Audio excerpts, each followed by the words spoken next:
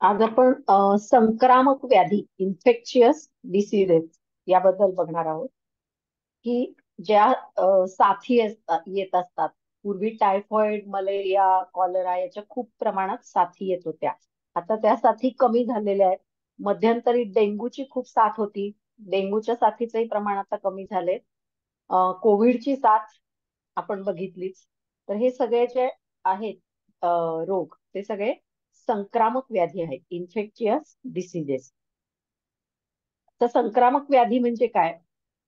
तर जे व्याधी एका व्यक्तीकडून दुसऱ्या व्यक्तीकडे पसरतात त्यांना औपसर्गिक किंवा संक्रामक किंवा संसर्गजन्य व्याधी असं म्हटलं जातं. औपसर्गिक रोगाश्च संक्रामंती नरान नरहा. एका व्यक्तीकडून दुसऱ्या व्यक्तीकडे जे व्याधी पसरत असतात त्याला संक्रामक व्याधी किंवा इन्फेक्शियस डिसीजेस असं म्हटलं जातं. आता आधुनिक विज्ञानानुसार रोगोत्पादक जीवाणूंचा मानवी किंवा प्राणी शरीरामध्ये प्रवेश होऊन त्या ठिकाणी त्यांची वाढ होणं आणि त्यामुळे जीवाणू विषाची निर्मिती होणं म्हणजे संक्रमण होय. आधुनिक विज्ञानानुसार रोगोत्पादक जीवाणूंचा मानवाच्या शरीरात किंवा प्राण्याच्या शरीरात प्रवेश होणं, तिथं त्या जीवाणूंची अ, प्रजोत्पादन प्रजोत्पादनाद्वारे मोठ्या प्रमाणावर वाढ होणं आणि त्याच्यातून जीवाणू विषाची निर्मिती होणं म्हणजे संक्रमण होय. आता जीवाणूंचा शरीरात प्रवेश झाल्यानंतर त्याविरुद्ध शरीरामध्ये प्रतिकार शक्तीद्वारे प्रतिकार केला जातो आणि व्याधी क्षमत्व किंवा प्रतिकार शक्ती जर चांगली असेल तर त्या व्याधीची निर्मिती होत नाही. पण जर प्रतिकार शक्ती चांगली नसेल तर मात्र ह्या संक्रमणामुळे व्याधीची निर्मिती होते. जर हे व्याधी एका व्यक्तीकडून किंवा एका प्राण्याकडून दुसऱ्या व्यक्तीकडे पसरत असतील तर त्यांना संक्रामक व्याधी असं म्हटलं जातं. आणि जीवाणूंचा संक्रामक भाव किंवा इन्फेक्शियस एजंट जेव्हा एका व्यक्तीकडून दुसऱ्या व्यक्तीकडे आजार पसरतात तेव्हा त्याला संक्रामक व्याधी असं म्हणतात. आणि ज्या जीवाणूंमुळे ते होतं त्या जीवाणूला संक्रामक भाव किंवा इन्फेक्शियस एजंट असं म्हटलं जातं. उदाहरणार्थ जीवाणू, बॅक्टेरिया, विषाणू म्हणजे व्हायरस आणि किटाणू म्हणजे प्रोटोझुआ आणि रिकेट्शिया. तर हे सगळे इन्फेक्शियस एजंट आहेत. आता हे जे प्रकार आहेत, बॅक्टेरिया, व्हायरस, प्रोटोझुआ, रिकेट्शिया, तर हे सगळे रोगोत्पादक रोगजंतूंचे प्रकार आहेत. हजारो वर्षापूर्वी मानवजातीचा इतिहास जर बघितला आपण तर असं लक्षात येतं की त्यांना संक्रामक व्याधीकरता कारणीभूत असणाऱ्या सूक्ष्म किटाणूंची माहिती होती. परंतु त्यावेळी सूक्ष्मदर्शक यंत्राचा शोध लागलेला नसल्यामुळं त्यांना ओळखण्याची पद्धत मात्र उपलब्ध नव्हती. आणि दृश्य आणि अदृश्य अशा सर्व प्रकारच्या जीवाणूंचा उल्लेख त्या काळामध्ये कृमी या नावानं केला जात होता. आता आपले जे वेद आहेत त्या वेदांमधला जो अथर्व वेद आहे तर त्या अथर्व वेदामध्ये दृश्य आणि अदृश्य कृमी असा उल्लेख केलेला आढळून येतो. दृश्य म्हणजे काय, जे आपल्याला साध्या डोळ्यांनी सुद्धा दिसतात. आणि अदृश्य म्हणजे जे आपल्याला साध्या डोळ्यांनी दिसत नाही, त्याला सूक्ष्मदर्शक यंत्राचा वापर ते पाहण्यासाठी केला जातो. तर अशा दृश्य आणि अदृश्य कृमींचा उल्लेख अथर्व वेदामध्ये आहे. म्हणजेच त्या काळात त्यांना ते माहिती होतं. तर हे कृमी पर्वत, जंगल, नंतर आहारीय पदार्थ, प्राणी आणि द्रव पदार्थामध्ये सुद्धा मिळतात. अन्न, पाणी, जखमेच्या माध्यमाद्वारे हे जीवाणू शरीरामध्ये प्रवेश करतात. माती, जल, अग्नी, सूर्य याद्वारे यांचा नाश करण्याविषयीचे मंत्रांची माहिती वेदांमध्ये आहे. आता संक्रामक व्याधी ज्या आहेत तर त्याच्यासाठी त्यांना मारणाऱ्या वनस्पतींचा सुद्धा उल्लेख वेदामध्ये केलेला आढळतो. उदाहरणार्थ जटामासी, गुडूची, वड, पिंपळ, गुग्गुळ, सरसू, अर्जुन ह्या सगळ्या जीवाणूंना मारणाऱ्या किंवा जंतुनाशक अशा वनस्पती आहेत. वैदिक साहित्यामध्ये कृमींची सुद्धा नावं आढळतात. उदाहरणार्थ रक्तकृमी, अप्यरस म्हणजेच मांसामध्ये आढळणारे कृमी, नंतर यातुधान, यातुधान म्हणजे वेदना निर्माण करणारे कृमी. तर असे उल्लेख वेदांमध्ये आढळतात. आता हे जे संक्रामक व्याधी आहेत, तर हे संक्रामक व्याधी कसे काय पसरतात, त्यांची प्रसार माध्यम कोणती आहेत? तर एक म्हणजे प्रसंगात, प्रसंगात म्हणजे रोगी व्यक्तीसोबत मैथून केल्यामुळं फिरंग, एड्स, पुयमेह म्हणजे गनोरिया यासारखे लैंगिक विकार. नंतर गात्र संस्पर्शात म्हणजे व्याधीग्रस्त व्यक्तीच्या शरीरासोबत संपर्क आल्यामुळं मसुरिका, रोमांतिका इत्यादी व्याधी पसरतात. मसुरिका, रोमांतिका म्हणजे स्मॉल पॉक्स म्हणजे देवीचा रोग, नंतर गोवर, कांजिण्या हे गात्र संस्पर्शात म्हणजे त्वचेच्या स्पर्शामधून पसरणारे आजार आहेत. नंतर निश्वासात म्हणजे रोगी व्यक्तीच्या श्वासामधून, खोकल्यातून किंवा शिंकण्यातून प्रतिशय, राजयक्ष्मा यासारखे होणारे विकार. आता निश्वासात म्हणजे रोगी व्यक्तीच्या श्वासातून, आता अलीकडेच आपण ज्या साथी आलेल्या बघितल्या ते म्हणजे कोविडची साथ, नंतर फ्लूची साथ, त्यानंतर स्वाईन फ्लू. तर हे जे आजार आहेत हे सगळे निश्वासात म्हणजे रोगी व्यक्तीच्या श्वासामधून पसरणारे आजार आहेत. नंतर सहभोजनात रोगी व्यक्तीसोबत जेवण करणं किंवा त्याचं उष्ट खाणं, उष्ट पाणी पिणं, तर याच्यातून सुद्धा काही रोगजंतूंचा प्रसार होतो. ते म्हणजे अतिसार, विसूचिका, इव्हन टायफॉइड आणि कावीळ ह्याचे सुद्धा जंतू सहभोजनात पसरतात. सहशय्यासनात रोगी व्यक्तीचा शय्येचा उपयोग करणं म्हणजे त्याचं अंथरूण पांघरून वापरणं किंवा त्याच्या पांघरुणात त्याच्या बरोबर झोपणं, तर याच्यामुळं कुष्ठ, गोवर हे आजार पसरतात. वस्त्र माल्यानुलेपनात म्हणजे व्याधीग्रस्त व्यक्तीचे कपडे, टॉवेल या गोष्टींचा वापर जर निरोगी व्यक्तीनं केला तर त्याच्यामुळं अनेक प्रकारचे त्वचा रोग जे आहेत ते पसरतात. यामुळं कुष्ठ, ज्वर, क्षय, नेत्राभिषंद, तसंच कंडू, कुष्ठ, उपदंश, भूतोन्माद इत्यादी व्याधींचा समाजामध्ये प्रसार हा होत असतो.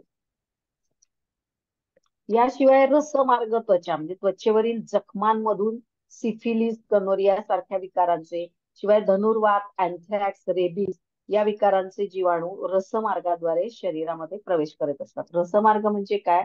तर आपल्या शरीरातले जे फ्लुइड्स आहेत, मग ते डोळ्यातलं येणारं पाणी असेल, लाळ असेल किंवा नाकातून येणारा स्त्राव असेल, हे जे आपल्या शरीरातले जे स्त्राव आहेत त्यांच्या मार्फत जे आजार पसरतात, तर त्याला रसमार्ग त्वचेतून पसरणारे आजार असं म्हटलं जातं. त्याच्यामध्ये मग प्लेग, मलेरिया, फिलेरिया, धनुर्वात, अँथ्रॅक्स, रेबीज याच्याशिवाय कोविड, स्वाईन फ्लू हे सुद्धा अशा पद्धतीनं पसरणारे आजार आहेत.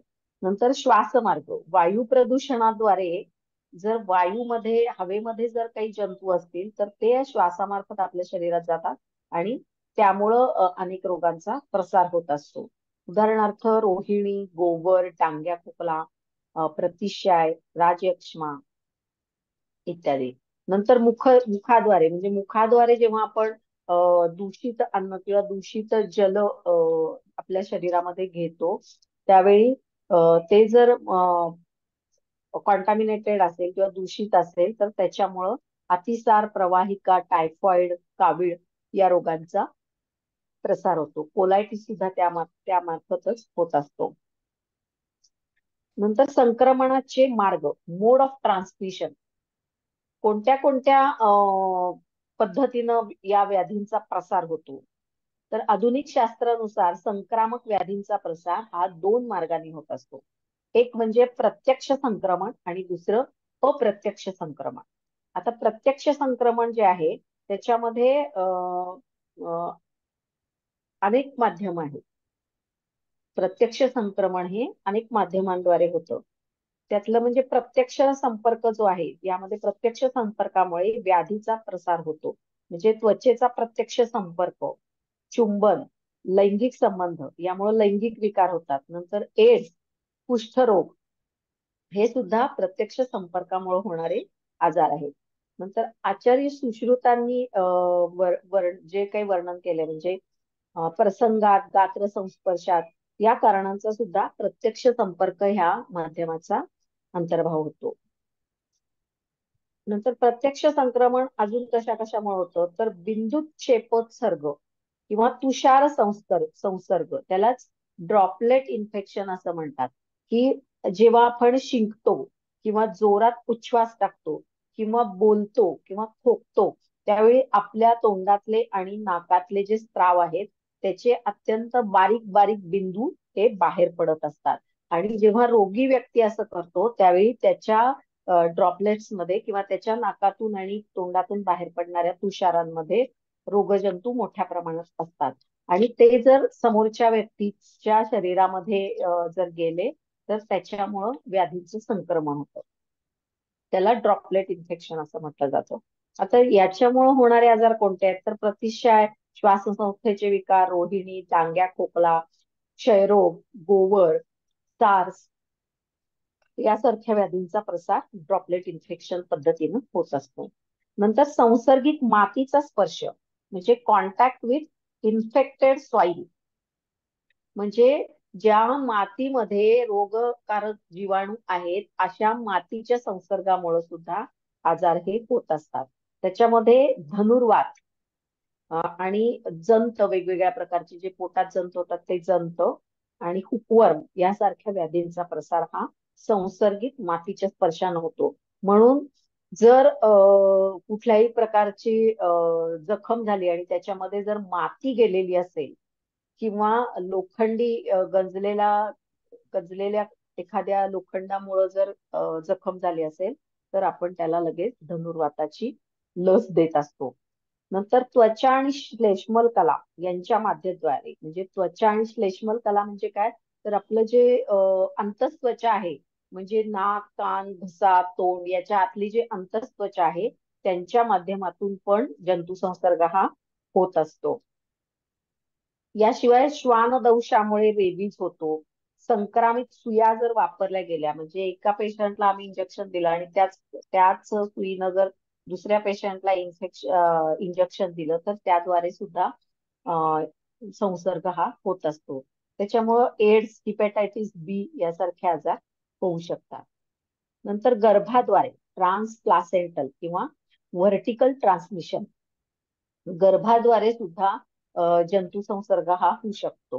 म्हणजे गर्भाशयामध्ये संक्रमित संसर्गित मातेकडून गर्भाला संसर्ग होतो. उदाहरणार्थ फिरंग म्हणजे सिफिलिस, एड्स, हिपॅटायटिस बी या आजारांचं संक्रमण हे मातेकडून गर्भाकडे होतं. त्यामुळं गर्भाच्या विकासाला बाधा निर्माण होते आणि त्यामुळे त्याच्यामध्ये व्यंग निर्माण होऊ शकतं किंवा गर्भपात सुद्धा होऊ शकतं. हे झाले प्रत्यक्ष संक्रमणाचे मार्ग. नंतर अप्रत्यक्ष संक्रमण. अप्रत्यक्ष संक्रमण जे आहे ते या प्रकारच्या संक्रमणाकरता संक्रमित जीवाणू हा शरीराबाहेर काही काळ जिवंत राहतो आणि मग एका ठिकाणाहून दुसऱ्या ठिकाणी ते कशाच्या नाही कशाच्या तरी माध्यमातून हे एका व्यक्तीकडून दुसऱ्या व्यक्तीपर्यंत पोहोचतात. मग आता हे जे वाहन आहे एका ठिकाणाहून दुसऱ्या ठिकाणी जाणार तर हे वाहन एकतर सजीव माणूस असू शकतो, प्राणी असू शकतो किंवा निर्जीव वस्तू सुद्धा असू शकतात. मग याच्यामध्ये संक्रमित कपडे, संक्रमित अन्न, प्रदूषित वायू, प्रदूषित पाणी, प्रदूषित भूमी हे ह्याचा अंतर्भाव यामध्ये होतो.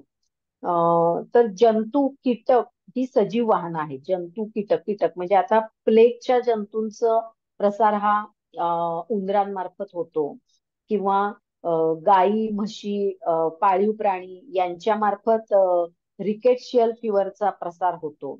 नंतर मलेरियाचा प्रसार, मलेरियाच्या जंतूंचा प्रसार हा डासांमार्फत होतो. डेंग्यूच्या विषाणूंचा प्रसार हा सुद्धा डासांच्या मार्फत होतो.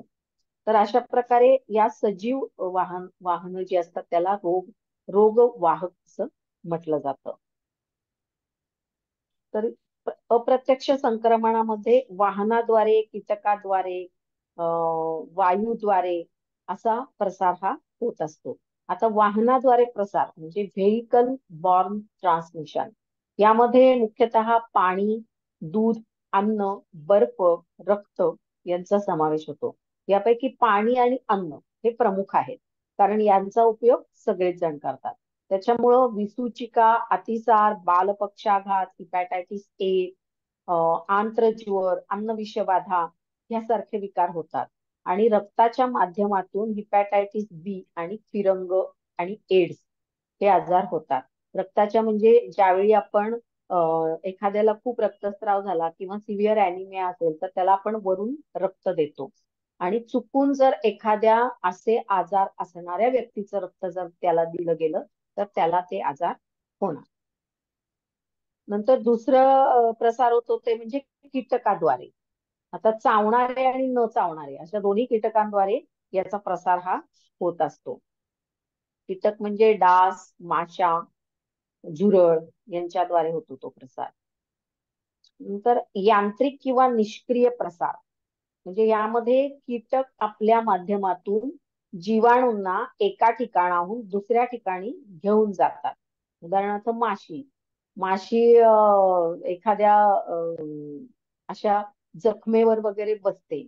मग ते तिथले जीवाणू जे आहेत ते तिच्या पायांना, पंखांना चिकटतात आणि मग तीच माशी पुन्हा एखाद्या खाद्यपदार्थावर जाऊन बसते. मग तिच्या पायाला, पंखांना चिकटलेले जीवाणू त्या खाद्यपदार्थात मिसळतात आणि मग तो खाद्यपदार्थ जो कोणी खाईल त्याला त्या आजाराचा जंतू संसर्ग हा होत असतो. याला म्हणायचं यांत्रिक किंवा निष्क्रिय प्रसार. एक कीटकांच्या माध्यमातून होतो. नंतर जैविक प्रसार. जैविक प्रसार म्हणजे एखाद्या कीटकाच्या किंवा प्राण्याच्या शरीरामधून तो प्रसार होत असतो. म्हणजे एखादा कीटक एखाद्या रोगी माणसाला चावतो. चावल्यानंतर त्याच्या रक्तातले जीवाणू हे त्या कीटकाच्या शरीरात येतात लाळेद्वारे आणि मग तोच कीटक दुसऱ्या निरोगी मनुष्याला चावला की मग त्या कीटकाच्या शरीरातले जे जीवाणू आहेत ते त्या निरोगी शरीरात जातात आणि त्याला तो आजार होतो. आता असा प्रसार होणारे आजार म्हणजे प्लेग, मलेरिया, श्लीपत यासारख्या व्याधींचा प्रसार हा अशा प्रकारे होत असतो. नंतर वायूद्वारा प्रसार. यामुळं क्षयरोग, फ्ल्यू, रोमंतिका, त्याच्यानंतर श्वसन संस्थेचे अनेक विकार म्हणजे स्वाईन फ्ल्यू, कोविड हे सुद्धा आजार वायूद्वारे प्रसारित झालेले आहेत. नंतर निर्जीव वस्तूद्वारे प्रसार. निर्जीव वस्तूद्वारे जो प्रसार आहे यामध्ये व्याधीग्रस्त रुग्णांनी वापरलेले कपडे, रुमाल, टॉवेल, चादर, अंथरूण पांघरूण, चमचा, कप, ग्लास, सिरिंज हे जर रोगी व्यक्तीने वापरलेलं असेल आणि ते जर स्वच्छ निर्जंतुक न करता निरोगी व्यक्तीनं वापरलं तर त्यांना ते आजार होऊ शकतात. मग यामध्ये रोहिणी, आंतरिक ज्वर, प्रवाहिका, हिपॅटायटिस ए, त्वचा रोग, नेत्र रोग यांच्या ह्या व्याधी अशा प्रकारे संक्रामित होऊ शकतात. डोळे येणे वगैरे जो प्रकार आहे. आता डोळे आलेल्या व्यक्तीनं वापरलेला जर रुमाल, टॉवेल जर तुम्ही निरोगी व्यक्तीनं जर वापरला तर त्याचे सुद्धा डोळे येतात. तर अशा प्रकारे अप्रत्यक्ष संक्रमणामुळे होणाऱ्या व्याधी प्रसारात या पद्धतीचा फार मोठा वाटा आहे. म्हणजे रुग्णांनी वापरलेल्या वस्तू निरोगी व्यक्तीनं वापरणं. नंतर संक्रामक व्याधीशी संबंधित काही महत्वाच्या परिभाषा आहेत. म्हणजे काही टर्मिनॉलॉजी आहे. तर ती काय आहे तर कम्युनिकेबल विकार. Communicable diseases. आता जे व्याधी विशिष्ट संक्रामित भावामुळं प्रत्यक्ष किंवा अप्रत्यक्ष संक्रमणाद्वारे प्रसारित होतात त्यांना कम्युनिकेबल विकार असं म्हटलं जातं. नंतर इन्फेस्टेशन. इन्फेस्टेशन म्हणजे काय तर मानवी शरीर किंवा वस्त्र यात ऑर्थोपोडसचे निवास किंवा विकास किंवा प्रजनन होत असतं. त्याला इन्फेस्टेशन असं म्हटलं जातं. उदाहरणार्थ उवा. केसामध्ये उवांचं रिप्रोडक्शन होत असतं. नंतर कॉन्टॅमिनेशन. कॉन्टॅमिनेशन म्हणजे काय तर शरीर किंवा एखाद्या वस्तूवर एखाद्या संक्रामक भावाची उपस्थिती. म्हणजेच रोगोत्पादक जीवाणू एखाद्या वस्तूवर जर असतील तर त्या वस्तूला कॉन्टॅमिनेटेड वस्तू असं म्हटलं जातं. किंवा पाण्यामध्ये जर रोगोत्पादक जंतू असतील तर आपण ते पाण्याला काय म्हणणार? कॉन्टॅमिनेटेड वॉटर. फूड मध्ये जर असतील तर कॉन्टॅमिनेटेड फूड असं म्हटलं जातं. नंतर होस्ट. होस्ट म्हणजे काय? तर मनुष्य किंवा इतर प्राण्यामध्ये एखादा संक्रामक भाव परजीवीच्या रूपात प्राकृतिक स्थितीमध्ये जर वास करत असेल तर त्याला होस्ट असं म्हणतात. म्हणजे काही परजीवी जीवाणू ज्याला पॅरासाइट्स असं म्हणतात, तर ते एखाद्या प्राण्याच्या किंवा मानवाच्या शरीरामध्ये राहतात आणि तिथं त्यांचं प्रजोत्पादन हे होत असतं. तर ते ज्याच्या शरीरात राहतात त्याला होस्ट असं म्हणतात. नंतर जानपदिक साथ म्हणजेच साथ येणं म्हणजेच त्याला इपिडेमिक असं म्हटलं जातं. जेव्हा एखादा संक्रामक व्याधी एखाद्या ठिकाणी विशेष माध्यमाद्वारे सामान्य अपेक्षेपेक्षा अनेक माणसांमध्ये पसरतो, त्यावेळी त्याला त्या रोगाची साथ आली असं म्हटलं जातं. उदाहरणार्थ गोवरची साथ, कावीळची साथ, टायफॉइडची साथ, कॉलराची साथ, प्लेगची साथ, कोविडची साथ किंवा स्वाईन फ्लूची साथ, तर हे सगळं याच्यामध्ये इपिडेमिक मध्ये मोडतं. नंतर एंडेमिक, स्थानपदी म्हणजे एखाद्या विशिष्ट प्रदेशात सातत्यानं आढळणाऱ्या संक्रामक व्याधीला एंडेमिक असं म्हटलं जातं. उदाहरणार्थ अंत्रिज्य किंवा टायफॉइड. म्हणजे समजा एखाद्या गावामध्ये सतत तिथे जर टायफॉइडचे रोगी सापडत असतील, सतत जर तिथे टायफॉइडचं संक्रमण होत असेल त्या गावामध्ये, तर त्याला काय म्हणतात की त्या गावामध्ये टायफॉइडचं एंडेमिक आहे. तर असं म्हटलं जातं. तर इपिझुओटिक. इपिझुओटिक म्हणजे काय? तर प्राण्यामध्ये होणाऱ्या व्याधीच्या साथीला इपिझुओटिक असं म्हटलं जातं. उदाहरणार्थ अँथ्रॅक्स, रेबीज, ब्रुसेलोसिस, फ्लू यामुळं मानवामध्ये सुद्धा प्राण्याकडून मानवामध्ये त्या व्याधीचा प्रसार होतो. म्हणजे प्राण्यांपासून मानवामध्ये ज्या ज्या व्याधींचं संक्रमण होतं त्या सगळ्यांना इपिझुओटिक डिसीजेस असं म्हटलं जातं. नंतर झुनॉसिस.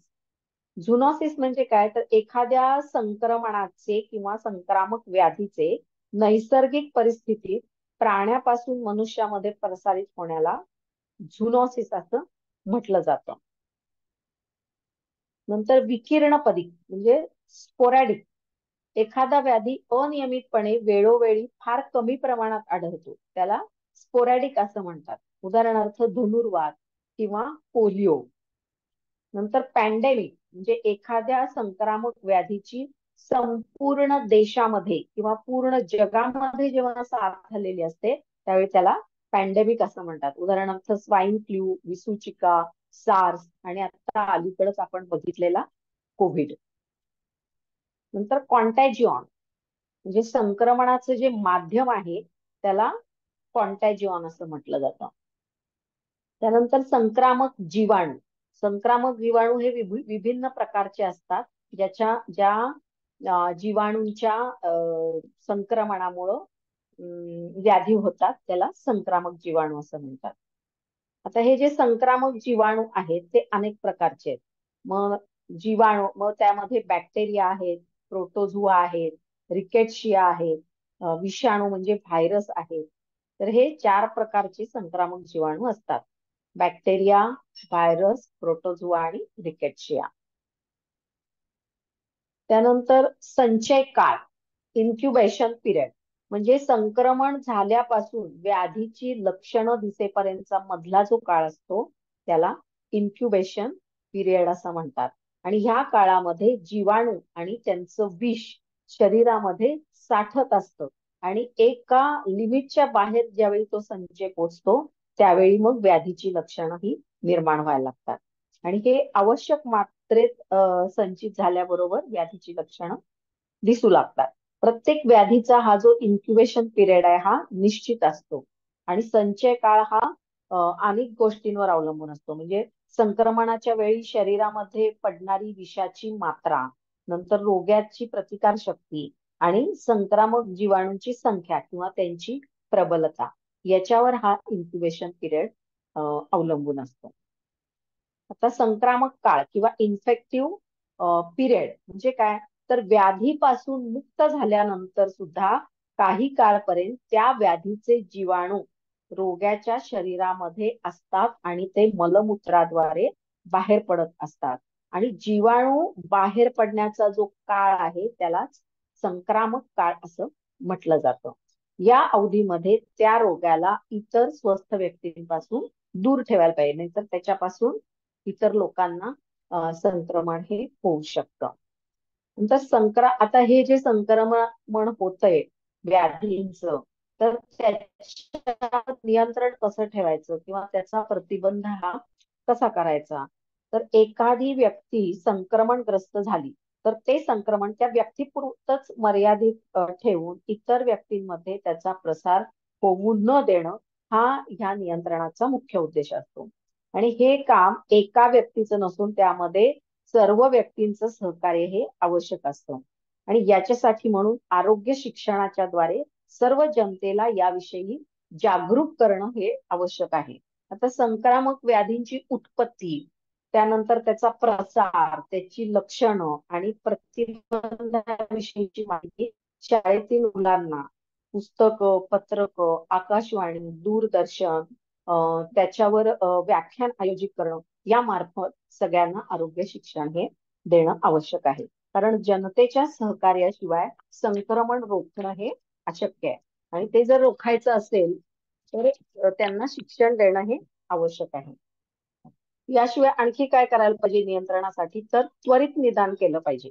म्हणजे रोगाची लक्षणं दिसायला लागल्याबरोबर लगेच त्या व्यक्तीनं डॉक्टरांकडे गेलं पाहिजे.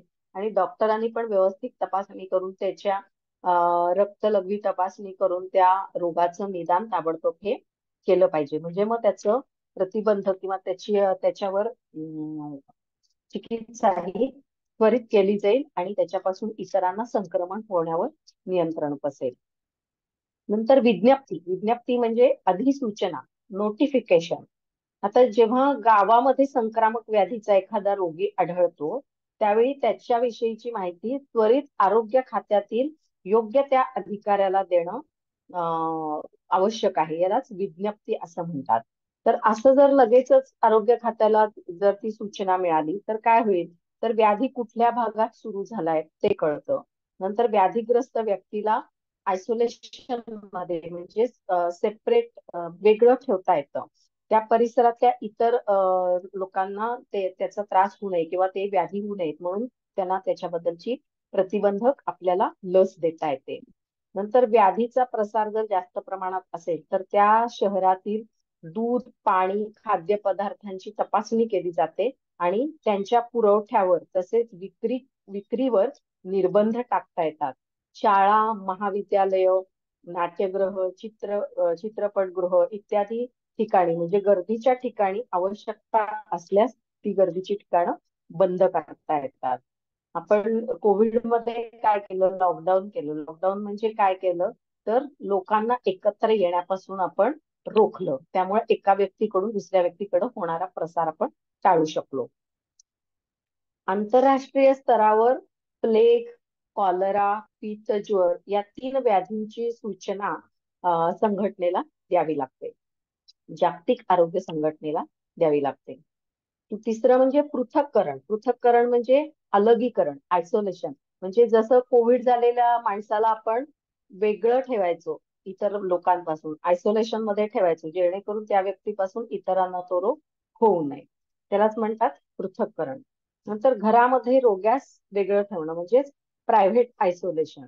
नंतर रुग्णालयीन पृथक्करण, हॉस्पिटल आयसोलेशन म्हणजे औपसर्गिक रुग्णात म्हणजे रुग्णालयामध्ये सुद्धा जे एका व्यक्तीकडून दुसऱ्या व्यक्तीकडे संक्रमित होणारे आजार असतील असे जे रोगी आहेत ते रुग्णालयामध्ये जनरल वॉर्डमध्ये न ठेवता स्वतंत्र कक्षामध्ये ठेवले जातात. नंतर संपर्कावरोध, क्वारंटाईन म्हणजे संक्रामक व्याधीचा प्रसार होऊ नये म्हणून जे प्रतिबंध टाकले जातात त्यांना संपर्कावरोध असं म्हटलं जातं. आणि त्याचे प्रकार हे 5 प्रकार आहेत त्याचे. म्हणजे एक म्हणजे आगम संपर्कावरोध म्हणजे इनवर्ड क्वारंटाईन, म्हणजे एखाद्या गावात सुरक्षिततेच्या दृष्टीने इतर व्यक्तीला येण्यास प्रतिबंध करणे म्हणजे आगम संपर्काविरोध. म्हणूनच आपल्याकडं जिल्हा बंदी किंवा गाव बंदी, एका गावातून दुसऱ्या गावामध्ये जायचं नाही असा नियम त्यावेळी कोविडच्या काळात होता. नंतर निर्गम संपर्काविरोध म्हणजे व्याधीग्रस्त गावातून इतर गावातील व्यक्तींच्या सुरक्षेच्या दृष्टीनं परगावी जाण्यास त्याला मनाई केली जाते. नंतर आंतरराष्ट्रीय संपर्काविरोध, इंटरनॅशनल क्वारंटाईन, एका देशातून दुसऱ्या देशात जायचं नाही. नंतर शालेय संपर्काविरोध, आता यामध्ये रोहिणी, टांग्या खोकला, पाषाणगर्भ म्हणजे मम्स या व्याधीग्रस्त बालकांना शाळेत येण्यास प्रतिबंध केला जातो. त्याला म्हणायचं शालेय संपर्काविरोध. नंतर गृह संपर्काविरोध म्हणजे एखाद्या घरामध्ये जर काही आजार, संक्रमक आजार जर असेल एखाद्याला, तर त्या घरात इतर व्यक्तींना येण्यास व त्या घरातून त्या घरातल्या व्यक्तींना बाहेर पडण्यास प्रतिबंध केला जातो. क्वारंटाईन 40, चालिसा हा एक प्रकार आहे. चालिसा म्हणजे क्वारंटाईन 40 म्हणजे संक्रामक व्याधींचा प्रसार हा इतर ठिकाणी होऊ नये याकरता पूर्वी असे व्याधी झालेल्या गावावरून येणाऱ्या व्यक्तीला घराबाहेर एखाद्या विशिष्ट ठिकाणी 40 दिवस ठेवलेलं असायचं आणि म्हणून त्याला चालिसा म्हणायचं. आता कोविड मध्ये सुद्धा आपल्याकडं दुसऱ्या गावातून किंवा दुसऱ्या जिल्ह्यातून आलेल्या व्यक्तीला घराबाहेर एका विशिष्ट ठिकाणी 14 दिवस आपण क्वारंटाईन ठेवत होतो. तर पूर्वीच्या काळी 40 दिवस क्वारंटाईन ठेवायचे, त्याला चालिसा म्हणत होते. नंतर अवेक्षण, सर्व्हेलन्स म्हणजे संक्रामक व्याधीग्रस्त व्यक्तीशी ज्या लोकांचा संबंध येईल त्यांच्यावर सतत निगराणी ठेवून व्याधीचं नियंत्रण केलं जातं. याला अवेक्षण असं म्हणतात. आजच्या काळामध्ये संपर्काविरोध हे मागं पडलेलं असून त्यावेळी अवेक्षण किंवा देखरेख केली जाते आणि याचा प्रमुख उद्देश व्याधीचा प्रतिबंध करणं हा आहे. तर याचे प्रकार कोणते आहेत, तर एक म्हणजे व्यक्तिगत अवेक्षण, इंडिव्हिज्युअल सर्व्हायलन्स, हे ठराविक व्याधींसाठी किंवा ठराविक व्याधीच्या व्यक्तींवर केलं जातं. नंतर स्थानिक लोकसंख्या अवेक्षण, मलेरियासाठी हा प्रकार वापरला जातो. नंतर राष्ट्रीय लोकसंख्या अवेक्षण म्हणजे देवी स्मॉलपॉक्सची जेव्हा साथ आली होती तर त्यावेळी या व्याधीचं निर्मूलन झाल्यानंतर त्या व्याधीसाठी केलं जाणारं अवेक्षण म्हणजे काय, तर त्या व्याधीनं ग्रस्त माणसावर लक्ष ठेवायचं आणि त्याच्यापासून इतरांना होणार नाही याची काळजी घ्यायची. नंतर आंतरराष्ट्रीय अवेक्षण म्हणजे जागतिक आरोग्य संघटना पोलिओ, मलेरिया या प्रमुख व्याधींकरता आंतरराष्ट्रीय स्तरावर अशा प्रकारचे अवेक्षण करून सर्व राष्ट्राला त्याविषयी वॉर्निंग दिली जात असे. तर व्याधी प्रसाराला आळा घालणं, इंटरप्शन ऑफ ट्रान्समिशन, यामध्ये व्याधी होण्याकरता ज्या गोष्टी कारणीभूत आहेत त्याच्यावर प्रतिबंध घातला जातो. उदाहरणार्थ दूषित पाण्यामुळं कॉलरा, डायरिया, नंतर पोलिओ, आंत्रज्वर इत्यादी व्याधी होतात. त्यामुळे शुद्ध पाण्याचा पुरवठा केल्यास या व्याधीपासून बचाव करता येतो. म्हणून पाणी हे जास्तीत जास्त शुद्धीकरण त्याचं केलं जाणं. यामुळे शुद्ध पाण्याचा संक्रामित अन्नामुळे होणाऱ्या व्याधी करता शिळं अन्न जे आहे, नासलेलं अन्न जे आहे, तर हे फेकून देणं, ते ग्रहण न करणं. त्यानंतर व्यक्तिगत स्वच्छता, तयार झालेलं अन्न फ्रीज मध्ये ठेवणं, या प्रकारचे उपाय हे केले जातात. नंतर आरोग्य शिक्षण म्हणजे समाजातल्या प्रत्येक व्यक्तीला संक्रामक व्याधींचे हेतू, लक्षणं, प्रतिबंध याबाबत शिक्षण देणं हे या व्याधींच्या प्रतिबंध आणि नियंत्रणासाठी आवश्यक आहे.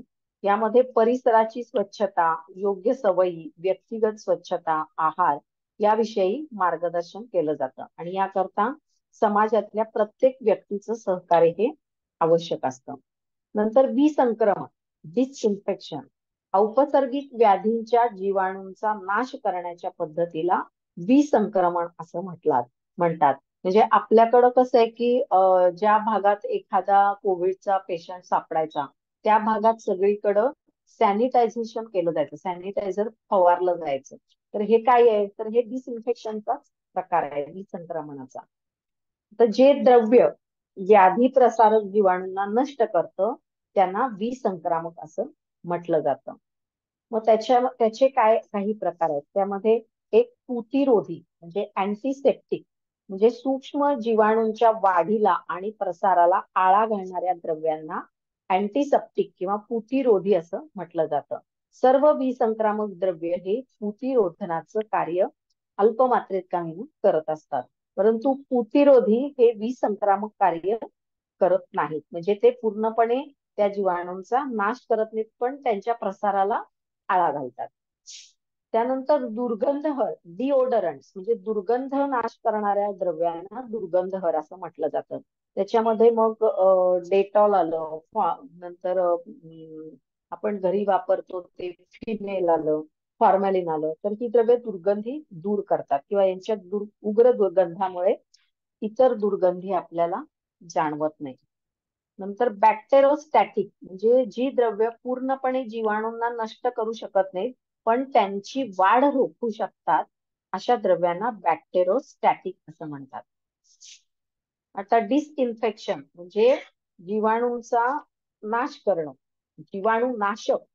तर विसंक्रमणाचे प्रकार आहेत काही, जीवाणू नाशक द्रव्यांचे प्रकार आहेत. तर ते कोणकोणते आहेत, तर सद्य विसंक्रमण म्हणजे कॉन्करंट डिसइन्फेक्शन, म्हणजे व्याधीग्रस्त रुग्णाच्या शरीरातून निघणारे स्राव तसेच इतर वस्तूंचे विसंक्रमकाच्या साह्यानं त्वरित विसंक्रमण करणे. म्हणजेच काय, तर त्यात मल, मूत्र, वमनद्रव्य, संक्रमित कपडे, अंथरूण, चादरी, ऍप्रन, ग्लोव्ज यांचा समावेश होतो. तर हे एक तर डेटॉल मध्ये बुडवले जातात किंवा सरळ जाळून टाकले जातात. दुसरं म्हणजे अंतिम विसंक्रमण टर्मिनल डिसइन्फेक्शन, म्हणजे रोगी बरा झाल्यानंतर तसेच तो संक्रमणाचा स्रोत नसल्यानंतर शेवटी मलमूत्र, कपडे आणि भांड्यांचे विसंक्रमण करणे, याला अंतिम विसंक्रमण करणे. अंतिम म्हणजे रोगी बऱ्या झाल्यानंतर त्याच्या वस्तूंचं डिसइन्फेक्शन करायचं. नंतर स्टरलायझेशन. स्टरलायझेशन मध्ये भौतिक आणि रासायनिक विधींचा वापर करून संपूर्ण जीवाणू आणि बीजाणूंना हे नष्ट केलं जातं. नंतर गंधन. गंधन म्हणजे फ्युमिगेशन, म्हणजे कीटक आणि जंतू यांना उडनशील विसंक्रामक द्रव्याच्या मदतीनं नष्ट करण्याच्या प्रक्रियेला गंधन असं म्हटलं जातं. आणि हा विधी कीटकाद्वारा प्रसारित व्याधीमध्ये अधिक प्रचलित आहे. नंतर डिसइन्फेस्टेशन. डिसइन्फेस्टेशन या विधीद्वारे रोगप्रसारक कीटकांना किंवा जीवाणूंना नष्ट केलं जातं. त्याला डिसइन्फेक्शन असं म्हटलं जातं. उदाहरणार्थ पाश्चरायझेशन, क्लोरिनेशन. क्लोरिनेशन म्हणजे आता पाण्याचं क्लोरिनेशन केलं तर पाण्यामध्ये क्लोरीन वायू मिसळला जातो आणि त्यामुळे पाण्यातले सगळे जंतू नष्ट केले जातात. किंवा पाश्चरायझेशन. पाश्चरायझेशन ही पद्धत मेनली दुधासाठी वापरली जाते. म्हणजे एकदम कमाल तापमानापर्यंत दूध तापवलं जातं आणि पुन्हा एकदम कमाल तापमानापर्यंत, म्हणजे ते कोल्ड एकदम कमाल किमान तापमानापर्यंत ते आणलं जातं. म्हणजे आधी एकदम खूप दूध उकळलं जातं खळखळून आणि नंतर ते एकदम थंड केलं जातं. तर याला म्हणतात पाश्चरायझेशन. याच्यामुळं काय होतं, दुधातले जे काही जीवाणू आहेत ते त्यामुळं नष्ट होतात आणि आपल्याला शुद्ध दूध हे मिळतं. नंतर डिलाउजिंग. डिलाउजिंग म्हणजे काय, मनुष्य शरीर आणि त्याची वस्त्र यावर जगणाऱ्या जंतूंना नष्ट करणं, याला म्हणायचं डिलाउजिंग. उदाहरणार्थ उवा, लिखा किंवा प्राण्यांच्या शरीरावर गोचीड असतात, तर यांना प्रतिबंध करण्यासाठी डिलाउजिंग ही पद्धत वापरली जाते. आता डिलाउजिंगचे सुद्धा मुख्य 3 प्रकार आहेत. एक म्हणजे नैसर्गिक विसंक्रमण, ते सूर्यप्रकाश आणि वायूद्वारे होतं. भौतिक विसंक्रमण फिजिकल डिसइन्फेक्शन, त्याच्यामध्ये शुष्क ताप म्हणजे दहन किंवा उष्ण वायू मार्फत केलं जातं.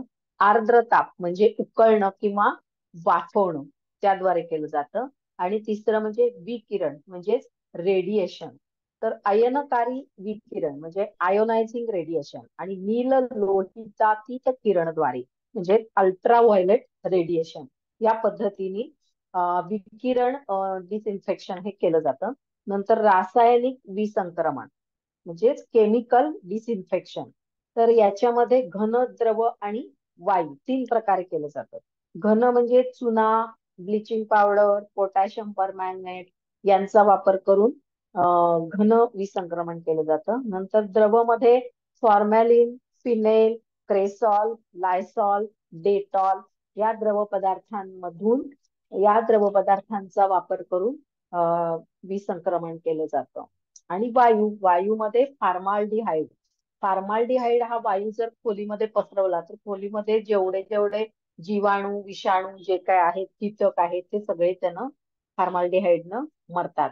आता फार्माल्डिहाइडनं डिसइन्फेक्शन करण्याचा जो प्रकार आहे तो जनरली हॉस्पिटल्समध्ये हॉस्पिटल्स मधल्या वॉर्ड्स, रूम्स, नंतर ICU, नंतर ऑपरेशन थिएटर्स हे सगळं निर्जंतुक करण्यासाठी फॉर्मॅल्डिहाइडचा वापर केला जातो. तर अशा प्रकारे ही विसंक्रमणाच्या प्रोसेस आहेत. समजतंय का?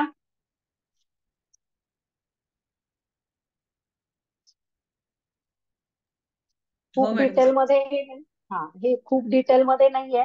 फक्त हे प्रकार लक्षात ठेवा. प्रत्येक प्रकाराबद्दल एक एक दोन दोन वाक्य जरी तुम्ही लिहिली तरी सुद्धा ते तुम्हाला उत्तर तुमचं तयार होऊन जाईल. आता हे तुम्ही फक्त कोविडच्या काळात आपण जे जे काही करत होतो आजार पसरू नये यासाठी, त्या तेवढे जरी लक्षात ठेवलं तरी ते सगळे प्रकार याच्यामध्ये येऊन गेलेले आहेत. फक्त पॉइंट्स ते तुम्हाला लक्षात ठेवणं गरजेचं आहे. पॉइंट्स लक्षात ठेवले तरी त्याप्रमाणे तुम्ही लिहू शकाल.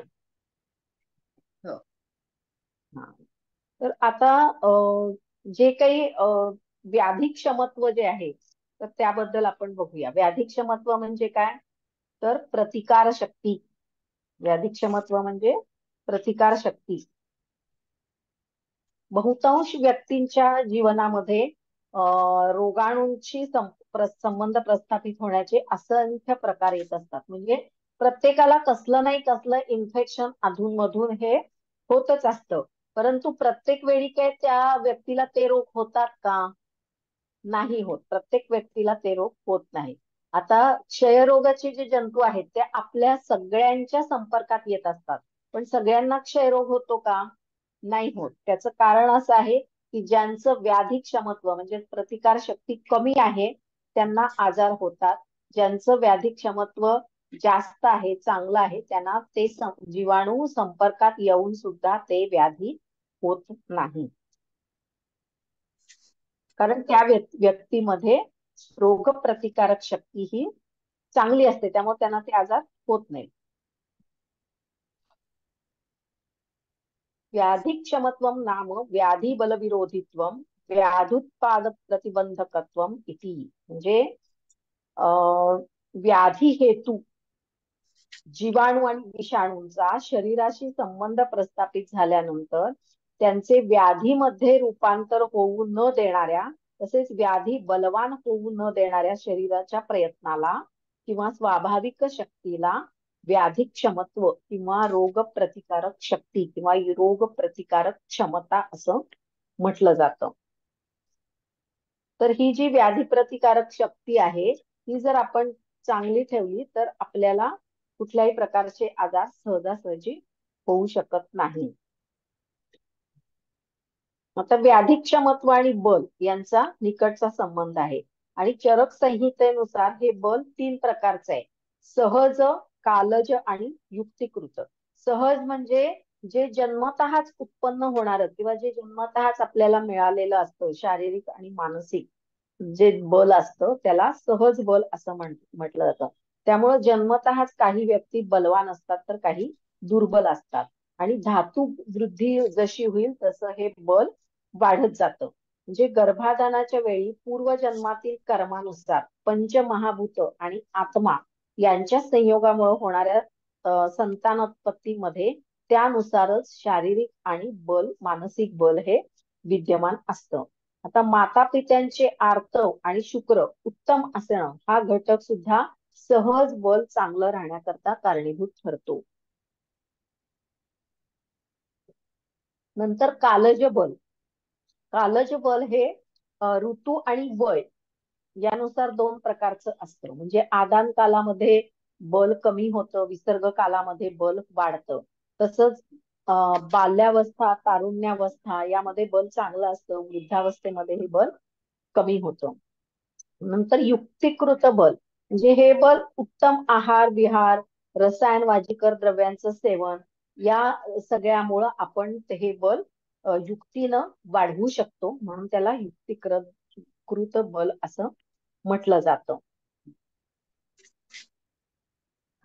म्हणजे सहज बल जे आहे ते काही आपल्या हातात नाहीये.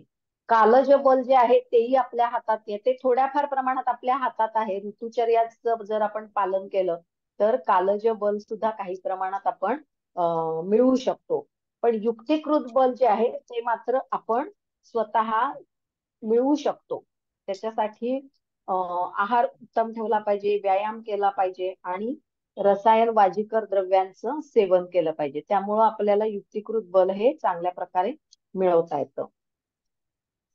नंतर देश, काल, सुखश्च कालयोग, बीजक्षेत्र गुणसंपत, आहार संपत, शरीर संपत, सातम्य संपत ह्याद्वारे सुद्धा सत्व संपत, स्वभाव संसिद्धी, यौवन काल, कर्म, संघर्ष यांचा सुद्धा या व्याधिक्षमत्वावर परिणाम हा होत असतो.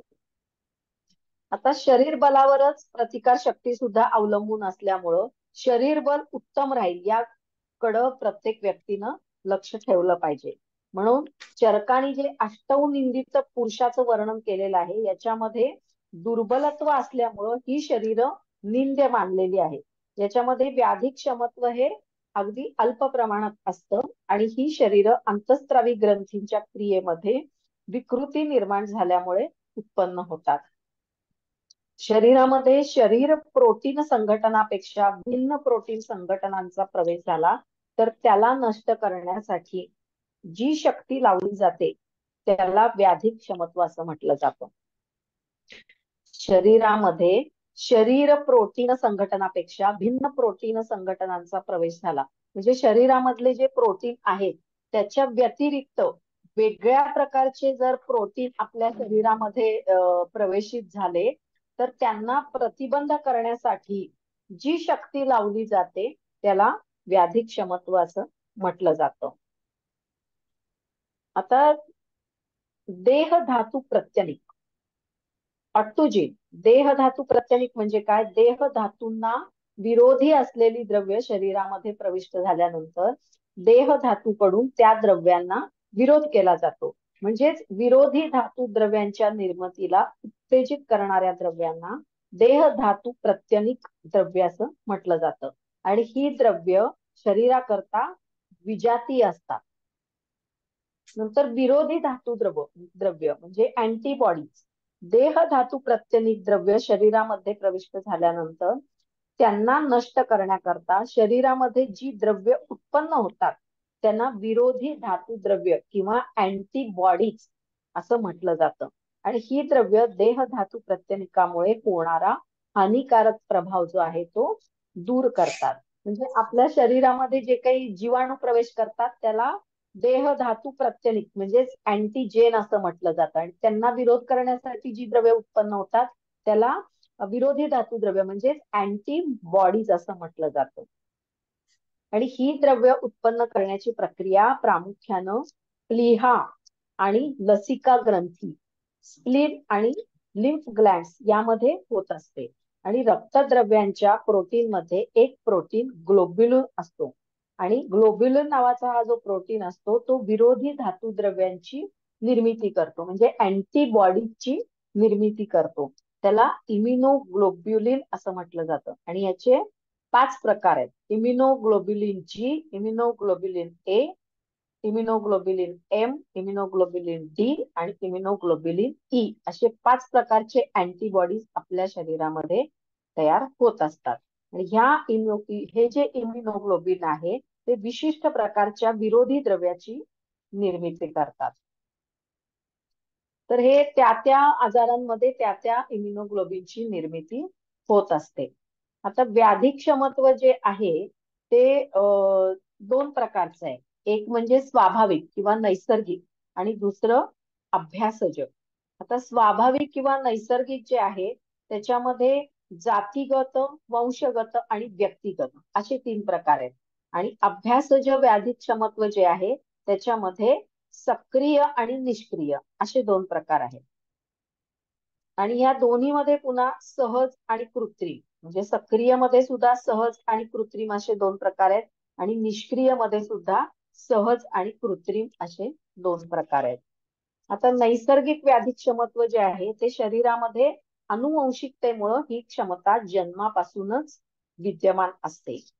आता जातीगत म्हणजे काय? एखाद्या जातीतील प्राण्यामध्ये विशिष्ट जातीविरुद्ध जन्मतःच जी क्षमता असते तिला जातीगत व्याधी क्षमत्व असे म्हणतात. उदाहरणार्थ, कोंबडी ही धनुर्वात व्याधी करता, मानवा व्यतिरिक्त इतर जाती ह्या विसूचिका आणि आंत्रज्वरा करता, नंतर उंदीर हे प्लेग करता, कुत्र बकरी हे क्षयरोगा करता व्याधीक्षम असतात, म्हणजे त्यांच्यात ते रोग होत नाही. प्रत्येक जातीतील प्राण्यांची रचना, क्रिया, त्यांचा आहार यामध्ये असलेल्या वेगळेपणामुळं ही भिन्नता आपल्याला दिसून येते. नंतर वंशगत. वंशगत म्हणजे एका जातीमध्ये असलेल्या वेगळ्या वंशामध्ये एखाद्या विशिष्ट व्याधी विरुद्ध जी क्षमता असते तिला वंशगत व्याधी क्षमत्व असं म्हटलं जातं. आफ्रिकेतले जे निग्रो लोक आहेत ते पित्तज्वर या विरुद्ध व्याधीक्षम असतात, म्हणजे त्यांना पित्तज्वर होत नाही. पण आपल्यासारखी लोक जर तिथं गेली तर आपल्याला पित्तज्वर हा होतो. भारतातल्या नेपाळी लोकांना राजयक्ष्मात त्वरित होतो, परंतु ज्यू लोकांना या विरुद्ध व्याधी क्षमत्व असतं, त्यांना राजयक्ष्मात क्षयरोग हा होत नाही. नंतर व्यक्तिगत. व्यक्तिगत क्षमता ही इतर प्राण्यापेक्षा मनुष्यामध्ये अधिक असते. म्हणजे जे बलवर्धक भाव आहेत ते भाव या व्यक्तींमध्ये उत्कृष्ट असतात आणि त्यांना अशा प्रकारचं व्याधी क्षमत्व हे असतं. आणि ह्या व्यक्तींना जनपदोध्वंस किंवा संक्रामक व्याधी सहसा होत नाहीत. शरीरातल्या निरनिराळ्या देहधातूमध्ये धातू प्रत्यनिक द्रव्यांना विरोध करण्याची सहज क्षमता असते. उदाहरणार्थ बाह्य त्वचा, नंतर आपलं स्टमक, नंतर अश्रू, योनी मार्गातील त्वचा या ठिकाणी व्याधी क्षमत्व हे नैसर्गिकपणे जास्त असतं. नंतर अभ्यासज किंवा उपार्जित व्याधी क्षमत्व, अक्वायर्ड इम्युनिटी, हे जे व्याधी क्षमत्व आहे ते नैसर्गिक नसतं, तर ते जन्मानंतर जर एखाद्या व्याधीचं संक्रमण झालं तर त्याच्यामुळं किंवा कृत्रिम पद्धतीद्वारे निर्माण केलं जातं. आणि याचे दोन प्रकार आहेत, ते म्हणजे सक्रिय आणि निष्क्रिय. सक्रिय आणि निष्क्रिय. आता सक्रिय व्याधी क्षमत्व जे आहे ते शरीरामध्ये धातू प्रत्यनिक द्रव्याला विरोध करणारी धातू द्रव्य निर्माण केली जातात. आता याचे सुद्धा दोन प्रकार आहेत, एक सहज सक्रिय आणि दुसरं कृत्रिम सक्रिय. सहज सक्रिय म्हणजे काय? तर काही व्याधींच्या संक्रमणामुळे शरीरामध्ये एक प्रकारची क्षमता निर्माण होत असते आणि जर ही क्षमता निकृष्ट असेल तर ती व्यक्ती अधिक काळपर्यंत व्याधीग्रस्त असते किंवा त्यामुळे मृत पण होऊ शकते. तसंच ही जी क्षमता आहे ती उत्कृष्ट असेल तर ती व्यक्ती त्वरित व्याधीमुक्त होते आणि त्यानंतर तिला हा व्याधी सहसा होत नाही, कारण या व्याधीमुळे तिच्या शरीरामध्ये जी एक प्रतिकार शक्ती निर्माण होते ती व्याधी निर्हरण झाल्यानंतर सुद्धा काही काळ टिकून असते. तिला सहज सक्रिय अभ्यासज व्याधी क्षमत्व असं म्हणतात. उदाहरणार्थ मसुरिका, रोमांतिका या व्याधी. बालपक्षाघात, रोहिणी, विसूचिका, इन्फेक्टिव्ह हिपॅटायटिस या व्याधीचे जे जीवाणू आहेत ते मनुष्याच्या शरीरामध्ये सुप्त आणि लक्षणहीन अवस्थेमध्ये असतात. हे सहज सक्रिय क्षमतेमुळे त्या व्याधीमध्ये व्याधी उत्पन्न होऊ शकत नाही, परंतु हे जीवाणू जेव्हा त्या व्यक्तीमधून दुसऱ्या व्यक्तीमध्ये जातात त्यावेळी मात्र ते दुसऱ्या व्यक्तीच्या शरीरामध्ये व्याधी उत्पन्न करू शकतात. म्हणून हे व्यक्ती या व्याधी करता कॅरियर किंवा रोग वाहकाचे काम करत असतात. नंतर कृत्रिम सक्रिय व्याधी क्षमत्व. तर काही व्याधींविरुद्ध कृत्रिम पद्धतीनं सक्रिय व्याधीक्षमत्व उत्पन्न केलं जातं आणि त्यामुळं अँटीबॉडीजच्या निर्मितीला जो अवधी लागतो तो वाचतो. तसंच रोगकारक जे जीवाणू आहेत ते नष्ट करण्याकरता त्यांच्या शरीरामध्ये या जीवाणूंना प्रवेश होण्यापूर्वी ही विरोधी धातुद्रव्य रक्तामध्ये ऑलरेडी असतात. त्यामुळे सक्रिय कृत्रिम व्याधी क्षमत्व हे 3 प्रकारानं निर्माण केलं जातं. एक म्हणजे व्हॅक्सिन्स म्हणजे जिवंत रोगकारक जीवाणू शरीरामध्ये सोडणं. नंतर किल्ड व्हॅक्सिन म्हणजे मृत रोगकारक जीवाणू शरीरामध्ये सोडणं. आणि टॉक्झॉइड्स म्हणजे त्या जीवाणूंनी उत्पन्न होणारी जी टॉक्झिन्स आहेत ती लसीमार्फत सोडणं, आपल्या शरीरामध्ये सोडणं. टॉक्झाईड जे ते ज्या जीवाणूंच्या विषांचा दुष्परिणाम नष्ट केलेला असतो. म्हणजे एखाद्या जीवाणूंमुळे जर रोग प्रसरत असेल तर त्या जीवाणूंपासून निर्माण होणारं जे टॉक्झिन्स आहेत तर त्याचा दुष्परिणाम हा नष्ट केलेला असतो, परंतु त्याची विरोधी धातुद्रव्य निर्माण करण्याची क्षमता मात्र कायम असते. त्यांना टॉक्झॉइड म्हणतात. उदाहरणार्थ धनुर्वाताची लस जी आहे ते टॉक्झॉइड आहे. नंतर मिश्र लसी मिक्स्ड वॅक्सिन यामध्ये एकापेक्षा अधिक लसी एकत्रितपणे उपयोगात आणल्या जातात. त्यामुळे शरीराला एकाच वेळी अनेक व्याधींविरुद्ध विरोधी धातुद्रव्य निर्माण होतात. उदाहरणार्थ डीपीटी, डीटी, नंतर टीएबी व्हॅक्सिन मध्ये टायफॉइड, पॅराटायफॉइड ए आणि पॅराटायफॉइड बी या तिन्ही व्याधींचं एकत्रित लस असते.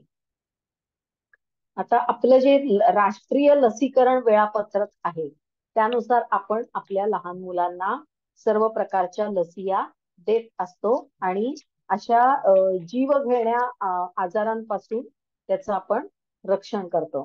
तर राष्ट्रीय लसीकरण वेळापत्रक जे आहे ते पुस्तकामध्ये दिलेलं आहे. ते एकदा वाचून घ्या फक्त. त्याच्यावर फारसे प्रश्न येत नाहीत, पण फक्त माहितीसाठी म्हणून राष्ट्रीय लसीकरण वेळापत्रक पुस्तकामध्ये आहे, तर ते वाचून घ्या तुम्ही.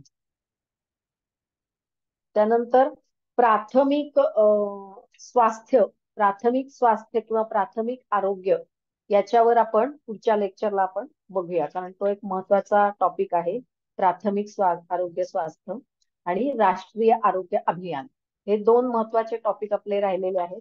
तर ते आपण आता पुढच्या लेक्चरला बघूया. ठीक आहे.